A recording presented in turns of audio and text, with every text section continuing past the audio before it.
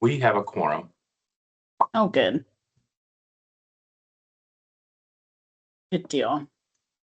And then if you haven't had a chance, with that link and also in our email, we had, last meeting minutes to look at.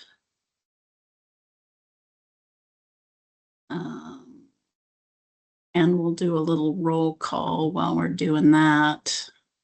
God, if I can get off my chat and back to our meeting.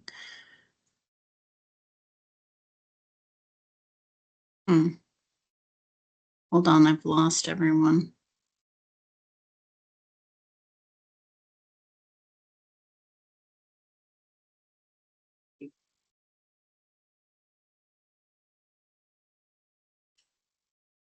Okay, so I don't actually have a list to read from, but I know, gosh, I can't, here we go. Sorry to close out to get everybody. We have, for board members, looks like Belinda, Paula, Present. Brian,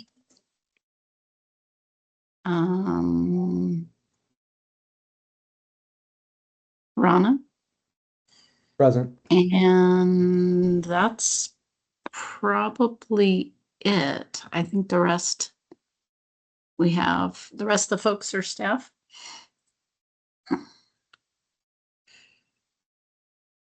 All right. We have a quorum. We need to, oh, here comes Brooke. Has everybody had a chance to get to those May minutes? Which was two different places. It was in an email, and then you can see it in the chat also if you need to get to that. If anybody has any comments on that May meeting minutes, or we can approve.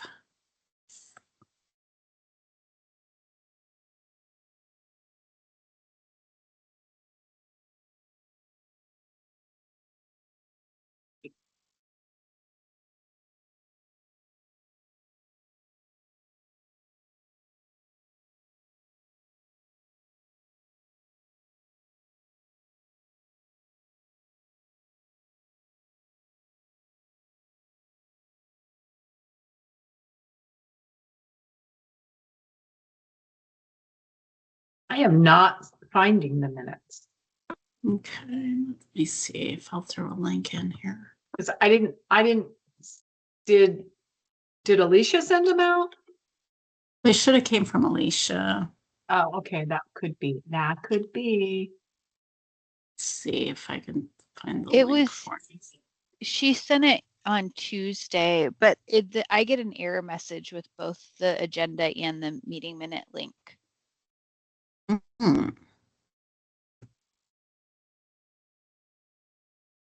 What if we go into,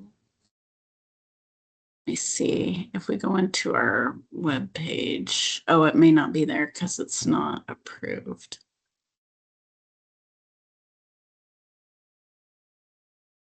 Yeah, I'm getting the same thing, Brooke. It's not. Let's Okay, so we can read it here. see.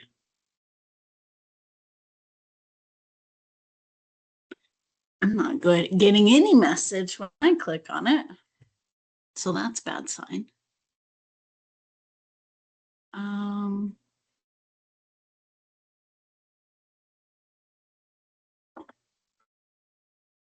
Check chat. Yeah. Brian's got it in the chat. It worked for me with that link.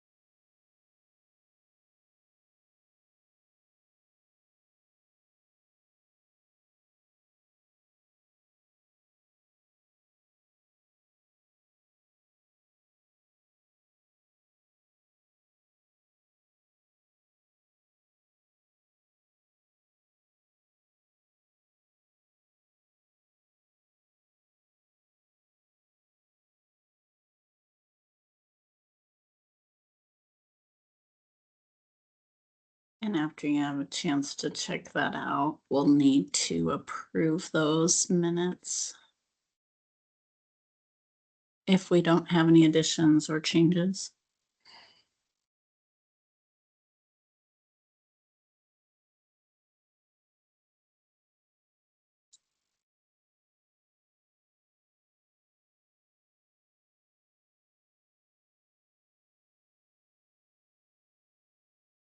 The only thing I saw, not that it's a big deal, but just point of accuracy was the, it still has the co-chair behind Brooke. And we went from the co-chair to the other format.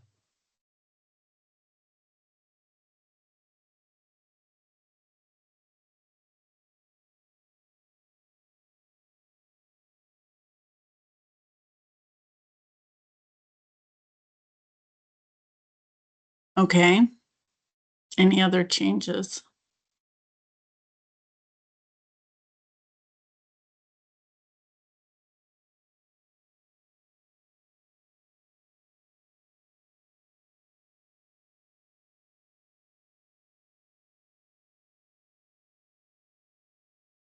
If we don't have anything else, we can have a motion to approve.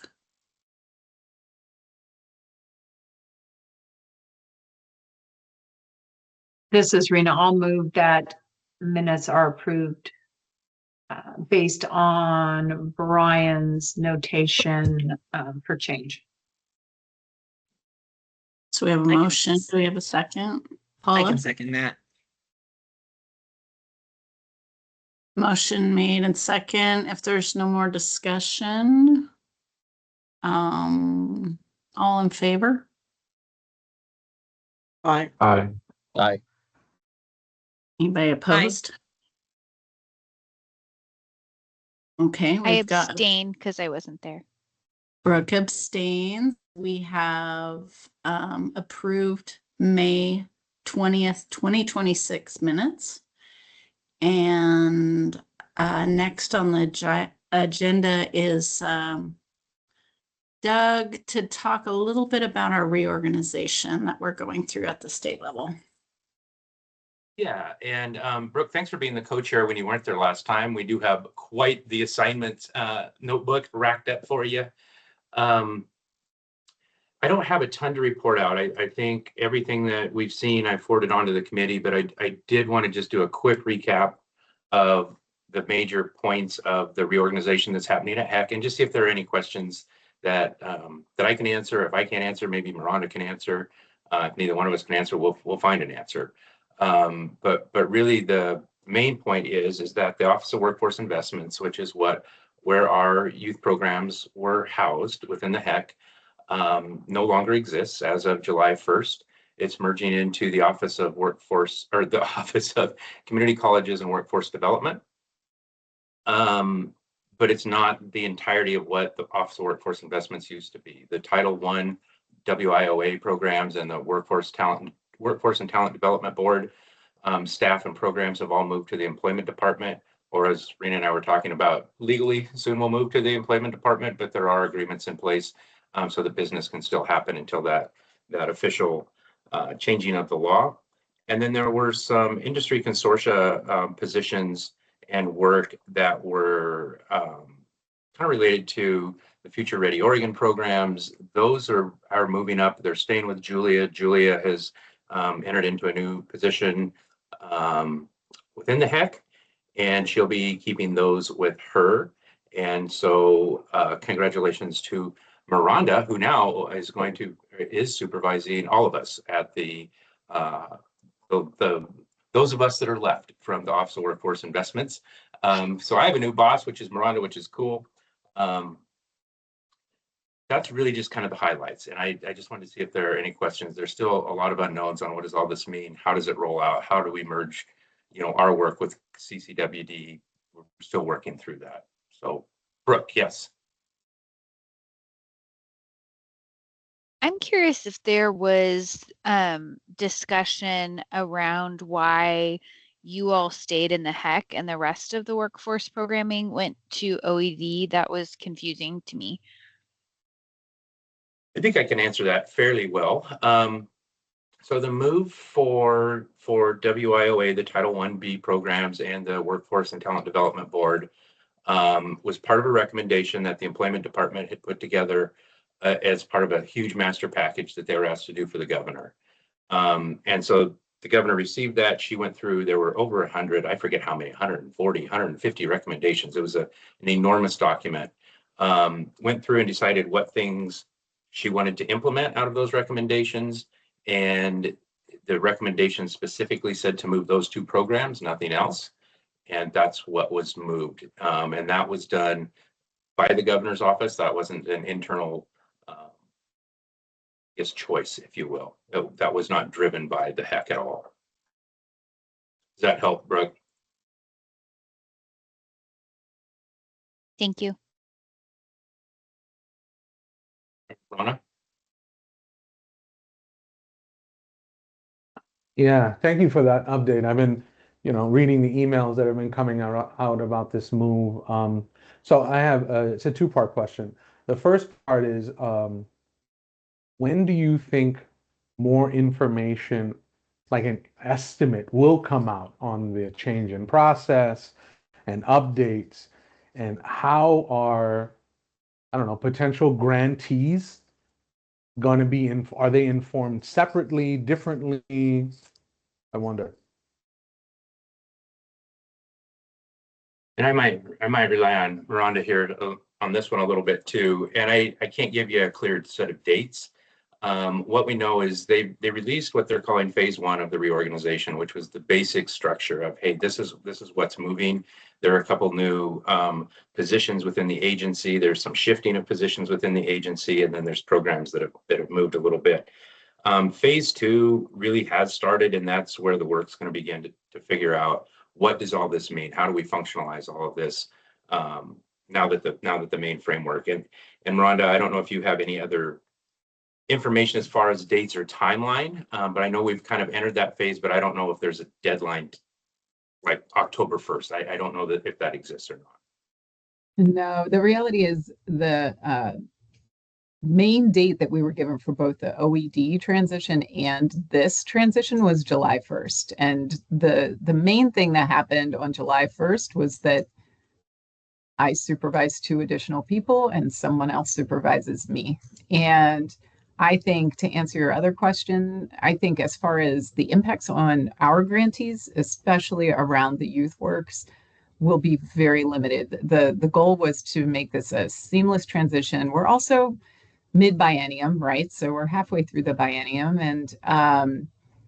our grant awards are our grant awards, right? That's not changing. All of the grantees that are in my portfolio for the YouthWorks are staying the same. I think asterisks on that is that we're always in some kind of phase of continuous improvement. So right now we're in the process of reviewing our current RFAs and prepping for next biennium and thinking about what those RFAs look like. But that's not necessarily associated with the reorg transition. That's more associated with, what are we hearing from our grantees? What are we hearing from the communities we serve? What are we hearing from the governor?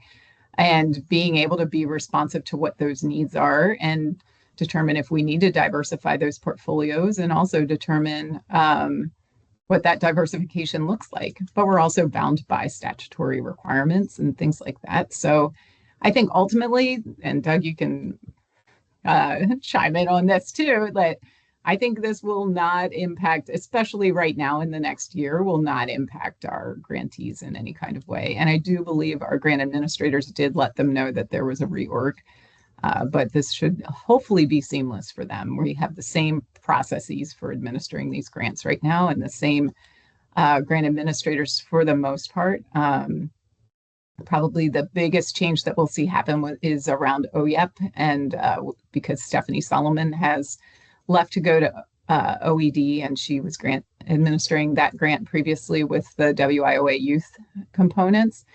So that during the interim is being administered by Jeremy. And then once our P10K, our Prosperity 10,000 and Workforce Benefits Navigator grants close out, because they are limited duration and close out by the end of this year, 2026, then that OYEP work will transfer to Hillary Blackstone. So we have a plan to like cover the work that has been left behind. And I think the grantees like will see transitions in who administers that, but it should really look the same. I know that was a long answer. I apologize. Thank you. So essentially in your youth portfolio, the only money that moved was the WIOA youth, correct? Yeah, That's what I thought. absolutely. Yep. Everything else has stayed the same. And that was part of the goal with all of this reorg, right? This phase one of it that happened on July 1st was we want to keep people where they are, keep the money where it is. And I think that, I mean, not to devalue the WIOA, obviously that funds all kinds of things at the HEC, right? It's not just the several staff that work in that portfolio. It's a lot of other things. So we've had to like do some fiscal rearrangement associated with that, but everything else we've really tried hard to keep it consistent as far as what this transition looks like.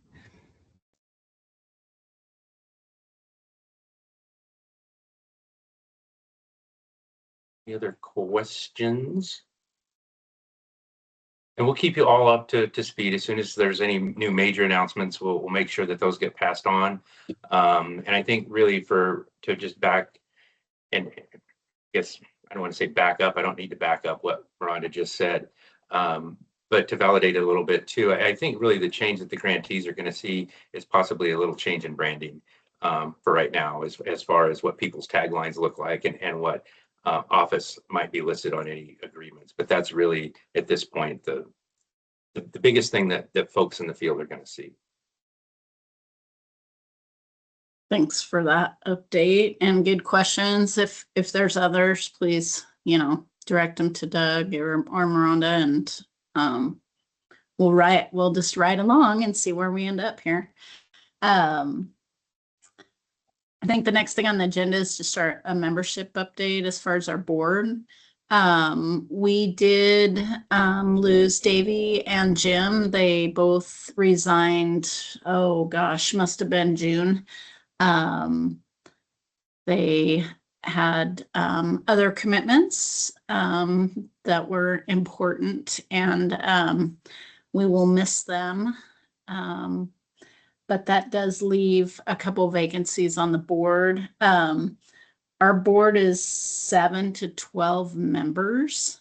It also left the chair vacant, which is why I'm talking right now, because I was the vice chair, which I didn't really agree to, knowing that Jim was going to resign, but here we are. So that being said, Doug and I met last month to find out. I was kind of curious to know if we could have someone on our board that may be an elected official, because it seems like some of the work that we may be doing may need championed by other folks that aren't in our shoes, but maybe in other shoes. So we met and discussed that option. And I mean, I think we have a potential person to fill one of those vacancies on the board, but we haven't had any asks. But I think what's important for us is if we have any ideas for folks that would be a good fit for this board, or that aren't being represented right now, that I wanted everybody to know, reach out with any names, shout out any names now. If there's folks that you think would be interested or good to have on this board that aren't here with us right now. So we're going to be looking to fill, their positions, and, potentially we may have more than 2 people come on. We'll have maybe 3 or 4, but we can have up to 12. So we're working on some different ideas, maybe some more coastal representation, maybe some better representation in Central Oregon. we'll see. But if anybody has any ideas on that, please feel free to let us know as we're kind of searching for the right folks to do the work that we're doing.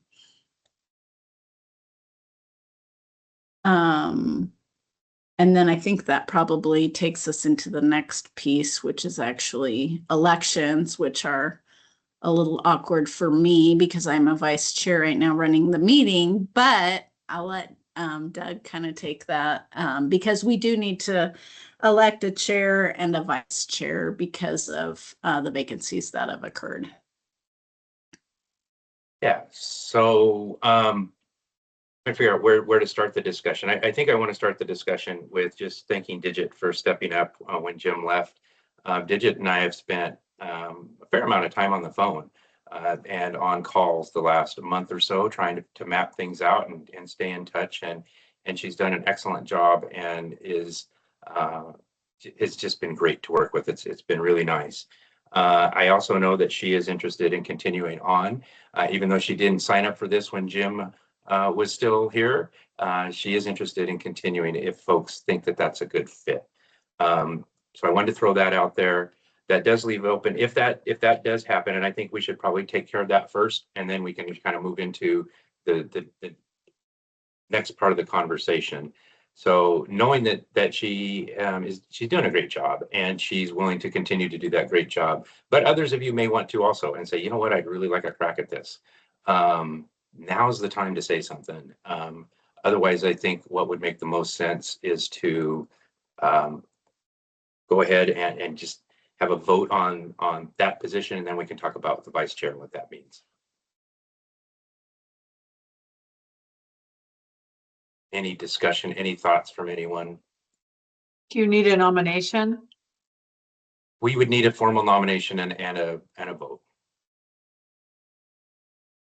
Well, I will nominate Digit for the chair position. I second. Any other discussion?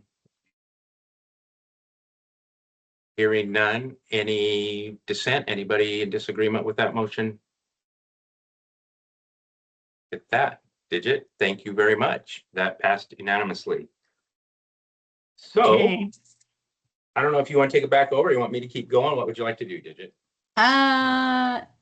I can try here. I was also going to throw out, the people that are absent, we can also elect them into these positions.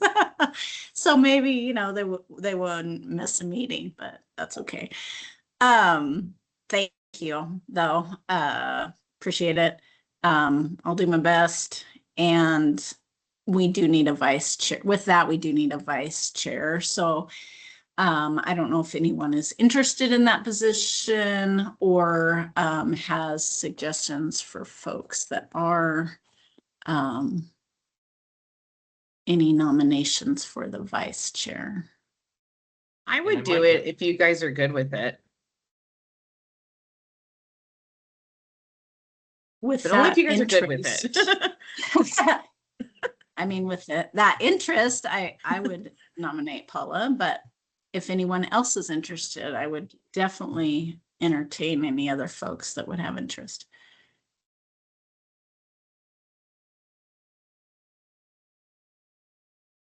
I mean, Okay. I was gonna say, I think Paul, I think you'd be great at it. I may have interest, but for me, I can't attend anything face to face. Like y'all were like meeting in Salem, meeting in Bend. So for me, that makes it pretty difficult. And I think that with a position like that, you need to be accessible in that way. And unfortunately, I cannot be. So I second Paula. Thank you, Rona. And remind me, where are you coming to us from, Rona? Which town? Sure. I'm in Southeast Portland. Gotcha. Okay. Maybe we need to meet in Southeast Portland. Okay, we have a nomination and a second. Any other nominations? Then I will do what Doug did, which was any dissent on the vice chair for Paula with that nomination and second. Well, that was fairly painless. Just I think- discussion in regards to Yeah. process. Can you nominate Digit as chair? Oh, good question. I don't know that. That's a good question. We may need a different nominator. I don't know that it makes a difference. I've not ever read anything where it could. I think we're probably fine. Okay. Okay. Really good question. I don't even know, actually. Can I vote? Can the chair vote on this board? Yeah. Okay. Absolutely. Okay. Well, we have a chair and a vice chair, and I will not resign next month, Paula, under anything I can foresee in the future anyway. So I know where you live. and for the sake of all of us. So awesome. Thank you. Thanks for having those positions filled. And I think we're back on track now. The next item that we have on the agenda is our subcommittee report out. So if you remember, we have 4 subcommittees working within this board, which has been really fun. We identified those 4 priorities, I guess, if you will, probably, gosh, 9 months ago. We may have done that. Formed some committees and thought, as subcommittees, we could meet and work towards things that we felt were important as a board. We had the essential skills group.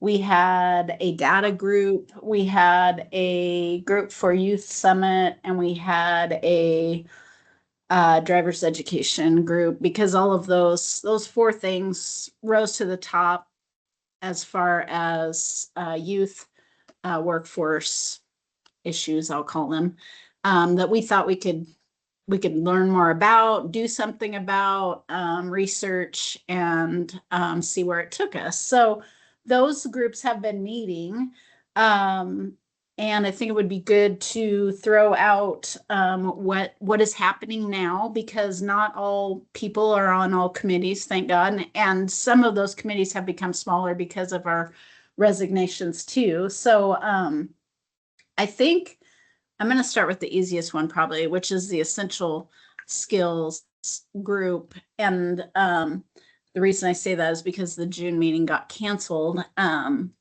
I think there was probably one meeting that came out of that. Doug, did you find your notebooks on these? I did. Yeah. So just, I don't think there's anything new, but just as a recap with the essential employability skills, the conversations were around the need to make sure that the programs that the agency is granting funds to incorporate some type of essential employability skills into their programming as basically a best practice or a mandate, whatever word you'd like to choose. We did talk about the Oregon employability skills, which is a product. It's something that the Department of Education and the Workforce and Talent Development Board subcommittee on workforce development have championed, but it's just one model. And we're not trying to push a single model, but just to make sure that it is incorporated. And so that was kind of, once we got through the introductions and figure out what we want to do, that was what was come up with. The next question was, well, then what do we do about that? What does that look like? And that's kind of where the discussions stopped, and we'll need to pick back up. And I think on the Youth Summit Committee, I guess I should ask, does anybody have anything to add on that Essential Skills Committee? Any thoughts? On the Youth Summit Committee, I think, Belinda, I think you might be the only one left on that committee. I'm not sure. But between you and Doug, what kind of updates do we have for that Youth Summit subcommittee? So I went ahead and introduced Kelly Warner from Ford Family Foundation to Doug, and I think the next step is for them to speak. There's a lot of interest in Youth Summit, and there is interest also in a tribal track for Youth Summit. So Gray Family Foundation, Roundhouse Foundation, and Ford Family Foundation are all interested. So I thought a best next step is to have Doug speak with representatives of all those foundations if we're looking to have something that's statewide. We're going to need funding. So that's what I'm looking into and seeing if we can cobble it all together and then have a youth summit that addresses the changes, has pillars to it and cultural agility, all of that, what's available now and what we're looking to in the future. So I don't know, Doug, if you want to add anything to that. That was the direction I was headed. Yeah, I think, the discussions, the initial discussions were around, do we want to create something new? Do we want to do a canvas and see what's currently out there so that we're not recreating anything? So we started a little bit of work on that. Hillary actually invited me to come to a community of practice and throw the question out to folks. Hey, what is out there? We know what we attend or what we're aware of at the HEC, but we don't really know across the state through what different programs are involved with and what recommendations. So it was a quick little, I got a 3-minute spot basically. But there was a whiteboard that Hillary set up for folks to go back in and add stuff to after the fact or during the call, which folks have done. And so I need to get Belinda with you and kind of debrief on that. And then, yeah, talk about what kind of funding is out there, and is that funding for something new? Is that something to make sure that we have money to have programs attend current stuff?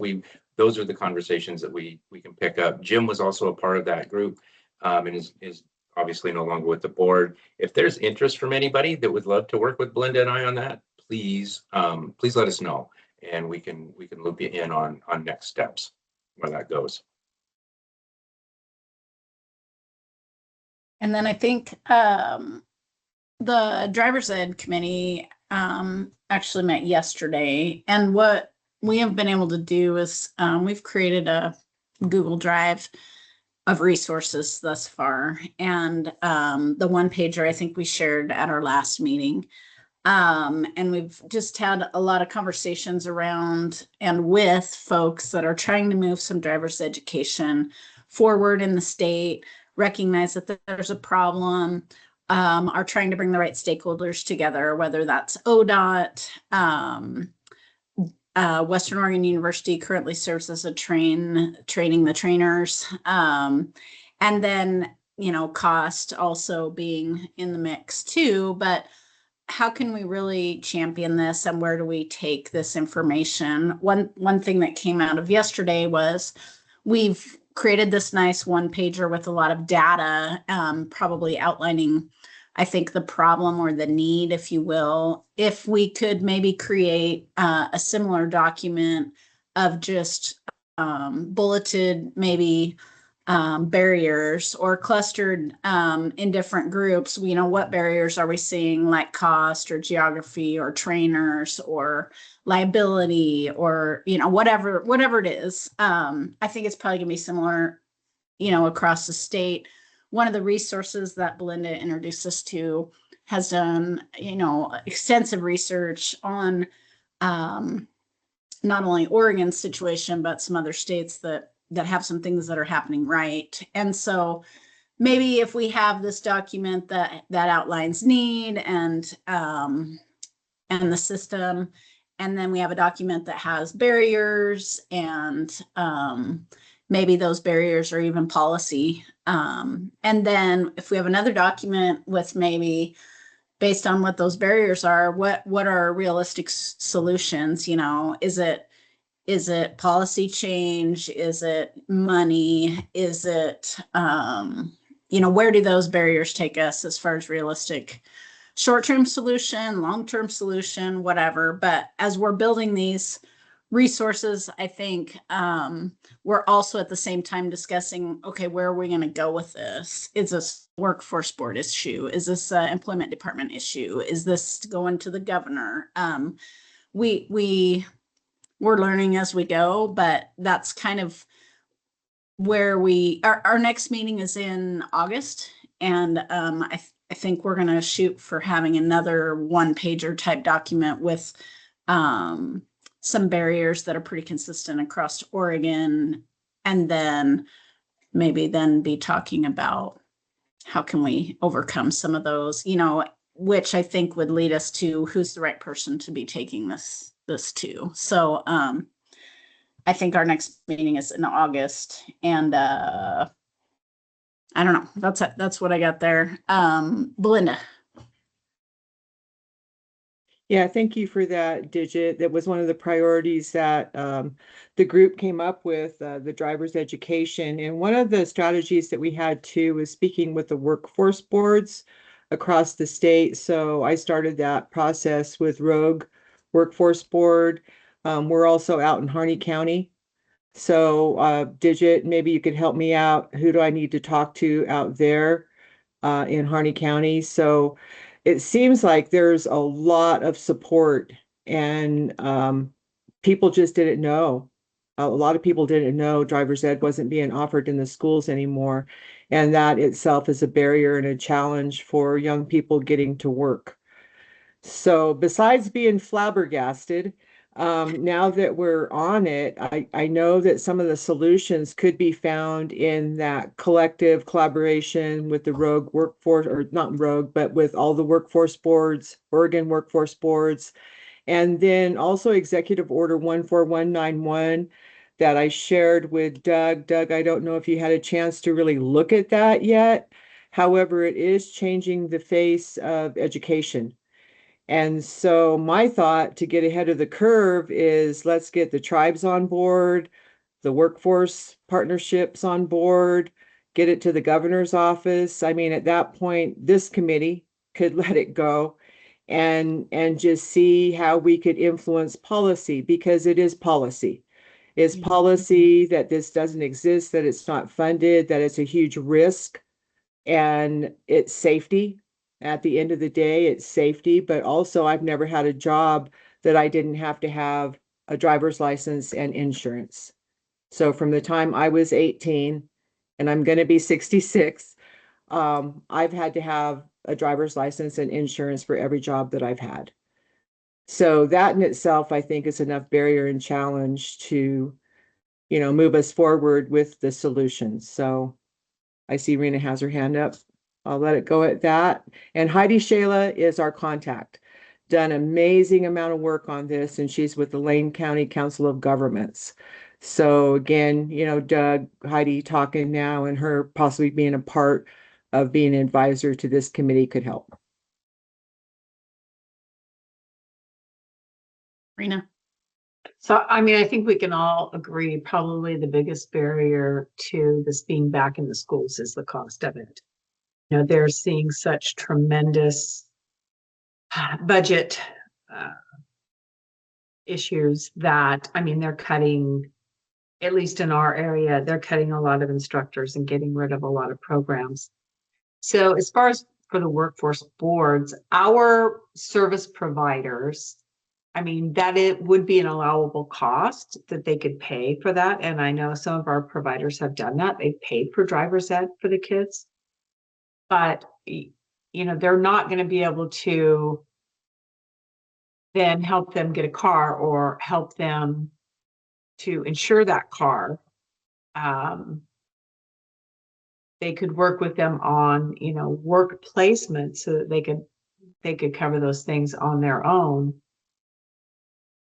But it's not like every kid could access that service.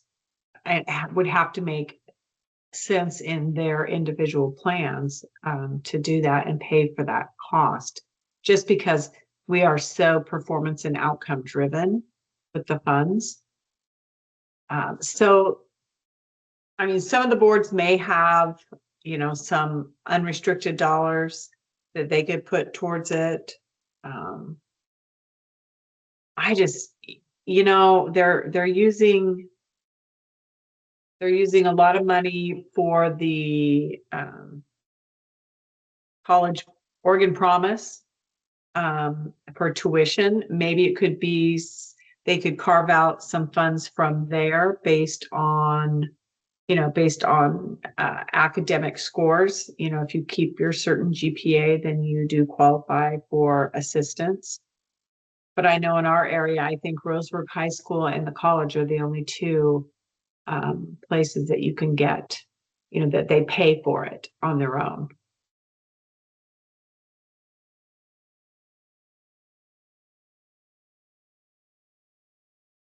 Belinda, is your hand up again or?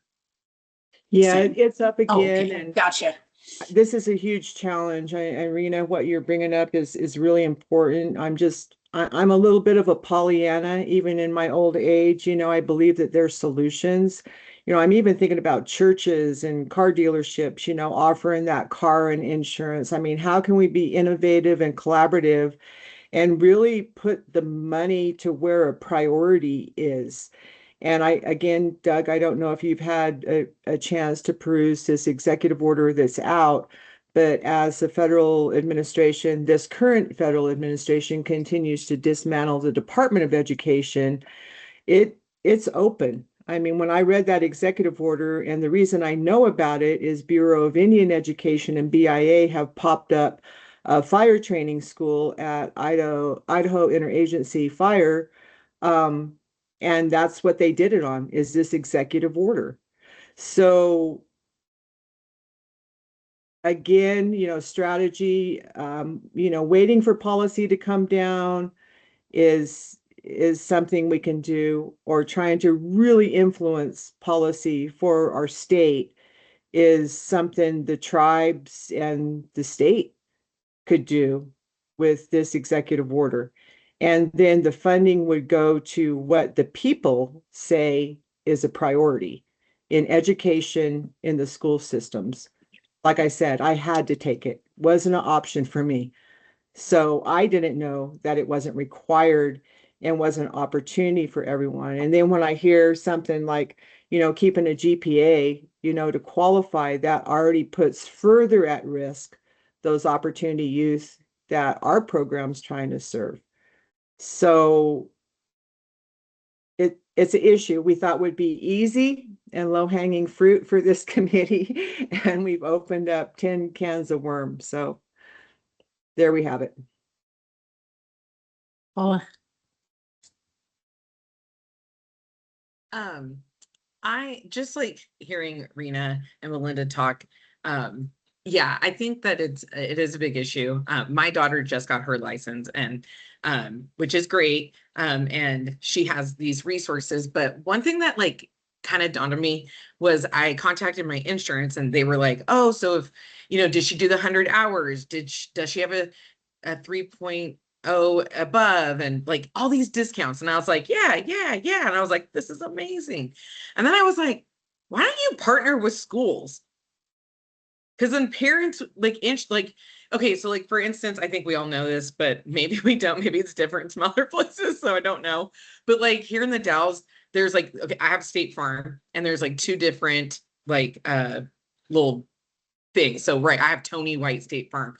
So I wonder if we ask like the big ones like State Farm and Farmers Insurance and those kinds of like, why don't you partner with a school?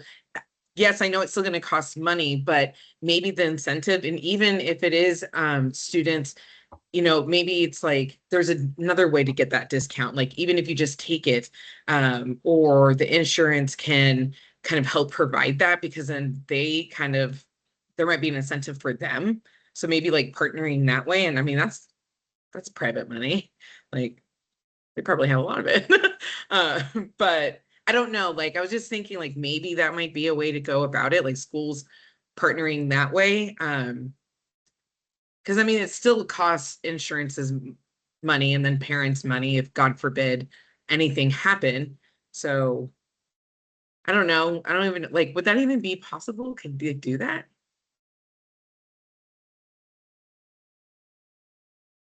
I don't know. The first thing that comes to mind is why did one insurance get picked over another? Is the only thing, that's the first thing that comes to my mind. Well, but Yeah, I mean, I but think, if, yeah, all but if that did everything. happen and like another insurance is like, well, we want to be part of that, I'd be like, the Exactly. more the merrier, because Right. everybody has different insurance. So come on, like if you want to put your, your money where your mouth is, then go for it. Like, I'm not gonna say no to that. But like, if we just tried, like if we just were like, okay, like let's see if we can like reach out to like see if it works. Like let's pick like 5 randoms. I don't know. Maybe that would work or something, or even talking to some of those insurance agent people that have their insurance places, being like, is that even like a thing? Like, would you even want to try to see if we could do something like that? Because maybe like the funding, I know that we just have to figure that out, but like maybe the insurance can kind of like foot the bill as well, because it benefits them at the end of the day. Yeah, I mean, I think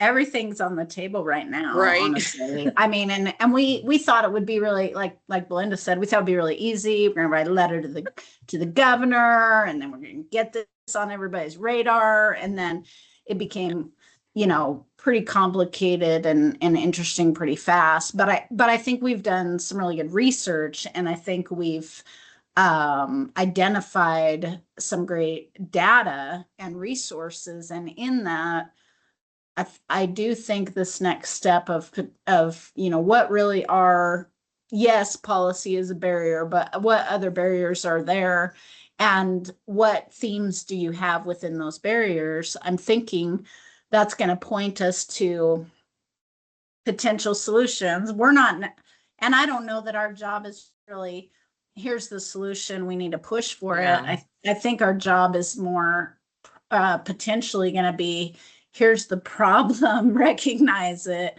and then here's why we can't make anything happen. And then somebody else, we can have Yeah. potential solutions, but somebody else needs to maybe attack the Take it on. solutions and go from there. But we can really raise the relevance of it and the awareness, I think, of the issue. Yeah. Yeah. Because like here in the Dalles, they have driver's ed, but it's up at the college. They only have so many spots. It's extremely expensive. And it's not even the most expensive one. Hood River is unreal. And then not on top of that, but now you have to drive. So if you can't afford the one in Hood River, but you can afford the one in the Dalles, you still have to drive. There's all these things, and I just, I don't It's know. 100% not accessible. And I think that's where- by any means. and accessible to kids, or even on the training side of things, the accessibility isn't there either to even have trainers. So and at the end of it's expensive also. So I mean, there's multiple layers of problems that need to be addressed. I think Belinda first, then Rena had hers. Yeah, I know we probably need to move on. I just want to offer that all we can do is offer a buffet of options, for anybody. I would like to stay solution focused here, because I mean, the more I dug, the worse it got. So, we're only going to be able to get better from the situation we have right now. But, looking at the partners, Paula, is that your name? Yeah, that you're thinking of. I mean, insurance, state police, education, tribes, the workforce boards. I mean, if we can all come together and kind of influence our own destiny here in the state of Oregon for our young people coming up, maybe this executive order, but it's going to take collaboration like that. It's going to take all of us coming together and being of one voice and one mind if we're going to make an influence on this, and I believe it's worthy of our time. We were asked by a tribal chairman, I think I've shared this with a lot of you, that of 20 of our crew, and he asked who has a license, and 3 of the crew raised their hand. And that's not okay. And that's when we first started hearing about it. And then from our crew leaders, it's just like having a driver was the most important thing you could be. I mean, they were sharing with people interviewing them, I'm the driver. And that's the way it is, because nobody gets to work without that driver. So yeah, it's going to take different partners collaborating. And then maybe our work is a lot in education. Educating everybody. I did not know this was that severe. I mean, even churches, nonprofits would jump in, and help, probably, if they knew it was extreme and a huge challenge and barrier to our youth. And I think Rena, and then we might go to our last committee. Yeah, it will be interesting because clearly it would be quite a feat to get enough funding to serve, every school. That's just not going to happen. But really focusing on those areas that are the most impoverished and have the least amount of resources. Roseburg proper, students that attend Roseburg High School, they have every opportunity out there. But if you live in Powers, or you live in 10 Mile or Camas, out in Glide, you just don't have the opportunities or the resources to get to where the opportunities are. I did do just like a quick search, and like State Farm has safety grants for auto safety, improving driver, passenger vehicle, or roadway safety. I mean, you might be able to, if somebody wants to work on grants, you could go to the big insurance companies and just see what they have available out there. And with State Farm, I noticed you have to submit a concept, and then you are either invited or not invited to apply for funds. So, I mean, I think most of these insurance companies are going to have some kind of charitable giving. So, it might be worth looking into.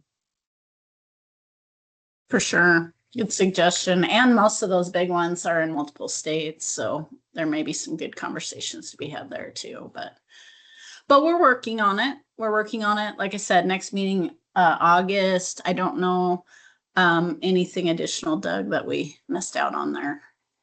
That was a lot, but it's a good topic. I saved our last one for last because it's probably morphed into a different stage than the other 3. But the last one is the data group. And I'll let Doug talk about, I'm not on that one. I'll let Doug talk about that one, but it's kind of formed, it's kind of come to a different point for us. Yeah. So, and I know Jeremy is also on. If Jeremy, if there's anything you want to jump in and add, please feel free to, but don't feel any pressure to either. Really with the data group, we had our first meetings, but what really kind of helped switch gears a little bit is Shonda from HEC's R&D department has joined the conversation. And this is what she does as a professional, is to look at data and to figure out, how to help us align that. And so she has attended one of the meetings. She attended the last board meeting and could hear directly from the program that was presenting what some of their challenges were as far as, the different essential employability skills, and really get a better understanding that it's not necessarily all based on hard data like credentials. There are a lot of things, a lot of components that exist that we need to figure out a way to better capture and then do something with it. So she put together a really nice write-up recently. I received it in the last couple of weeks, and it's like 4.5 pages probably of just a real good overview of what she heard from everybody and maybe some next steps we can take. And I want to meet with her internally, probably with Jeremy as well again, because Jeremy is whether he really likes it very much or not, he really has become kind of our data point person for our team. And so we'll likely meet with Shonda. She is available to come to the meeting either virtually or in person in October and have a larger conversation. But I think this one, and this is, I think maybe what Digit you're referring to, is it's in a little bit different place. I think this is about to the point where this really becomes an entire board conversation again. The subcommittee has asked the questions. We've gotten some expert advice, and now there really needs to be a consensus on how do we move forward with that. So also in alignment with what's happening with some of the other programs within the HEC. So we don't want to be doing something completely out of line, but I think that's probably where we're at. I think that's probably where we're going to spend some time. Digit and I've talked about in October, one of the topics to really dive into. So that's a good high level overview of where it's at. Cool. And that, I think, kind of takes us from committees into October, as you said. In October, I believe it's the 15th, 16th, a Thursday, Friday. We have an in-person opportunity to meet. It looks like Central Oregon is going to be our spot, Bend. And these committees are something, I mean, that'll definitely be on the topic, an opportunity to meet on these topics, do some further work, reporting back to the entire board. That'll definitely be part of our in-person, opportunity to meet. What other thoughts on October, Doug? I just wanted to know too, if there are specific things folks would like to put on the agenda. It'll be a longer meeting than this one was really more of kind of an administrative call today, just to get folks caught up, get a few things done. Not a whole lot of action or deep discussions with this today, but hopefully in October that'll be a little bit different. And Ronna, I hear you loud and clear too on the travel thing, and I want to make sure that when we do this, that there is a good way to have everybody's voice included and be a part, because it can be tough, especially if there's breakouts, but then you have somebody online as a breakout group. I get it. This last couple of years, just for medical purposes, I've had a hard time attending things in person, and it can be frustrating to not be in the room and still feel like making things happen and having a voice. So I want to make sure that gets incorporated into the October meeting, because not everybody will be able. We've Alicia put out a poll just to get an idea of how many rooms we're going to need and those types of things for logistics, and not everybody can be there, and that happens. So I do want to make that commitment to make sure that what we do is well thought out, and we're starting to think about it now and how we can make sure that everybody's voice is captured and everybody can participate at as close to the same level as possible. But if there are thoughts that folks would really like us to hit, since we're going to have a little more time, please let Digit and I know, and we will make sure to get that incorporated into the agenda. I'm going to probably put something together with Digit and Alicia and myself, Paula, maybe you as well, if you've got time, to look at that agenda and really get that dialed in. The idea is it's a similar format to what we've done in the past when we've met in person. When we've had that as an option, we'll have a bit of a longer meeting on a Thursday. There'll be, for those that can stay overnight, or maybe if it's local travel, at first thing in the morning, but there will be an opportunity for a site visit on the second day, and that will be in the morning. That will be really the sole purpose. The business portion of the meeting will be over.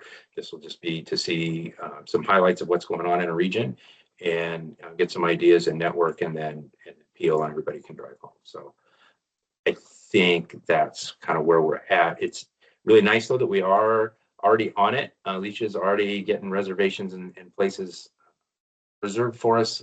So I think we're going to be in pretty good shape. I think it'll be a really good meeting, very productive meeting. Yeah, and we'll get the agenda out as soon as possible. Even if it's a rough draft, I'd love folks to just look at it and say, oh, could we add this too? You know, so if there's not anything right now today, that's fine, but we'll get out a rough draft for folks to take a peek at and go from there. Awesome. You know, And with, you know, oh, I, Go ahead, I was Rena. just gonna say, I don't know, you know, what you have in mind for the agenda. If anybody has insight, video, pictures from Jim's event, it would really be nice to see kind of a recap of that event.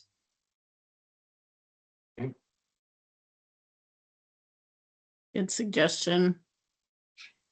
And really, I'd love to hear suggestions from folks, or, you know, shoot out an email, because I want to be respectful of everybody's time. And if we're going to get together in person, I want it to be, I hope everybody, we can make accommodations so everybody can be there. But not only that, if you're going to be there, I want to make it worth your while. So anything that we can do.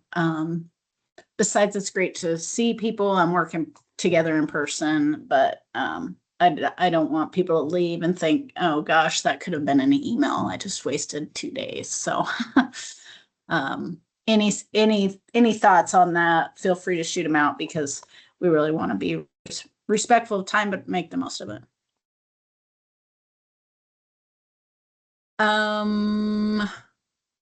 If we don't have any other thoughts on October, I think we're kind of to the good of the order, which one good of the order thing I wanted to mention was we have this October in person. Our next meeting after that would be January 2027. And then April, and then July. That's kind of, if we're looking a year ahead, just making sure folks should have those calendared. If you don't, if you're not seeing those, let us know. But just thinking ahead, this will be our last meeting in 2026. So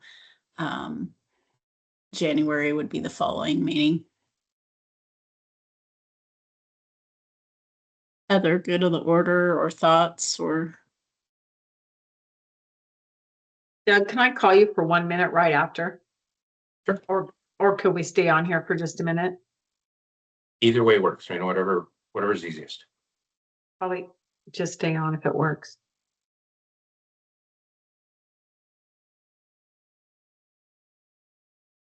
Well,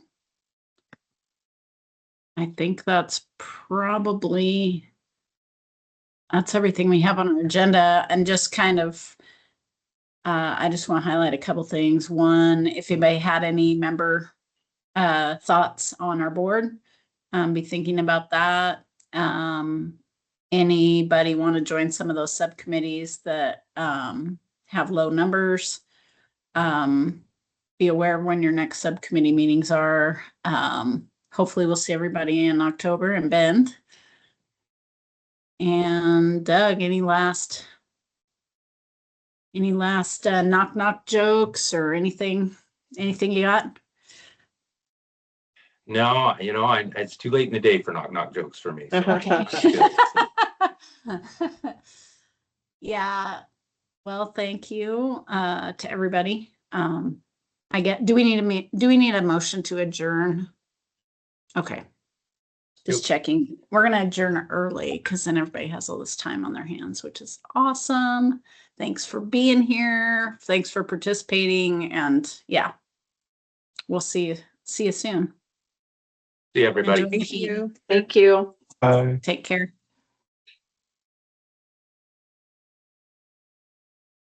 Hey, so Doug, I